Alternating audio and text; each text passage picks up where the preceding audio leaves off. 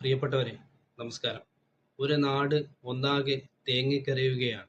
കുട്ടികളും അധ്യാപകരും താൻ ഇന്നലെ വരെ പഠിപ്പിച്ച സ്കൂളങ്കണവുമെല്ലാം വിതുമ്പലടക്കിക്കൊണ്ട് പ്രധാനാധ്യാപികയ്ക്ക് യാത്രയയപ്പ് നൽകുകയാണ്.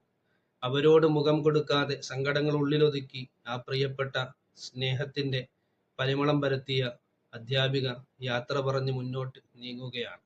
ഏതായാലും നന്മകൾ ഉണ്ടാകട്ടെ.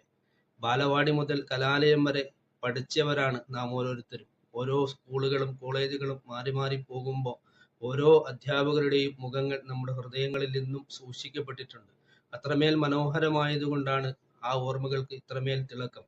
നമ്മളെ കേവലം പാഠ്യപദ്ധതികൾ മാത്രമല്ല അവർ പഠിപ്പിച്ചത്, ജീവിതം കൂടിയാണ്.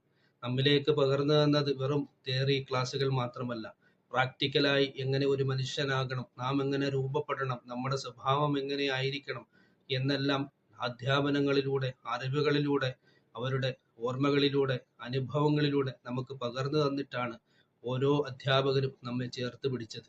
സ്വന്തം കുഞ്ഞിനെ പോലെ നമ്മെ ചേർത്ത് പിടിച്ച അത്രമേൽ ലാളന നമുക്ക് കിട്ടിയ ഒരു കലാലയ ജീവിതമോ സ്കൂൾ ജീവിതവും ഒക്കെ നമുക്കിന്നും ഒരുപാട് ഒരുപാട് നമ്മുടെ ഓർമ്മകളിൽ ഉദിക്കുന്ന ഒന്നായി നാം ചിന്തിക്കുന്നുണ്ട്.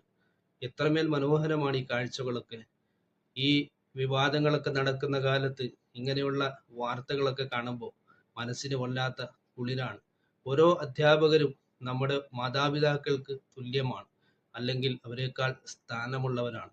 നമ്മളെ ഓരോ അടികൾ തരുമ്പോഴും നാം ഒക്കെ കരഞ്ഞിരുന്ന ആ കരച്ചിലുകൾ ഇന്ന് ഓർത്ത് നാം ചിരിക്കുകയാണ്.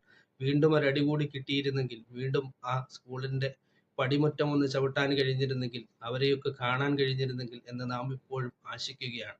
അത്രമേൽ തിരിച്ചു കിട്ടാൻ കഴിയാത്ത ബാല്യത്തിലെയും കൗമാരത്തിലെയും ഓർമ്മകളൊക്കെ അടക്കി വെച്ച് നാം ഇന്ന് ഓരോ തിരക്കുകളിൽ അഭിരമിച്ചുകൊണ്ട് ജീവിത രീതികളുമായി മുന്നോട്ട് ജീവിതത്തിന്റെ നെട്ടോട്ടപ്പാച്ചിലിൽ ഓരോ ആളുകളും ഓടിക്കൊണ്ടിരിക്കുകയാണ്. അത്രമേൽ മനോഹാരിതമായ കാഴ്ചകൾക്ക് നമ്മുടെ കണ്ണുകൾ എത്രയോ പ്രാവശ്യം സാക്ഷ്യം വഹിച്ചിട്ടുണ്ട്. ഏതായിരുന്നാലും അധ്യാപക വിദ്യാർത്ഥി സൗഹൃദം ലോകത്ത് വർണ്ണിക്കാൻ കഴിയാത്ത മൂല്യമുള്ള അചേതന വസ്തുക്കളെ പോലും ഒരുപാട് കരയിപ്പിക്കുന്ന വല്ലാത്ത പറഞ്ഞാലും എഴുതിയാലും തീരാത്ത ഒരു വികാരം തന്നെയാണ്. അപ്പോൾ നന്മകൾ ഉണ്ടാകട്ടെ എന്ന് മാത്രം പറഞ്ഞുകൊണ്ട് പ്രിയപ്പെട്ടവരെ, വാക്കുകൾക്ക് വിട.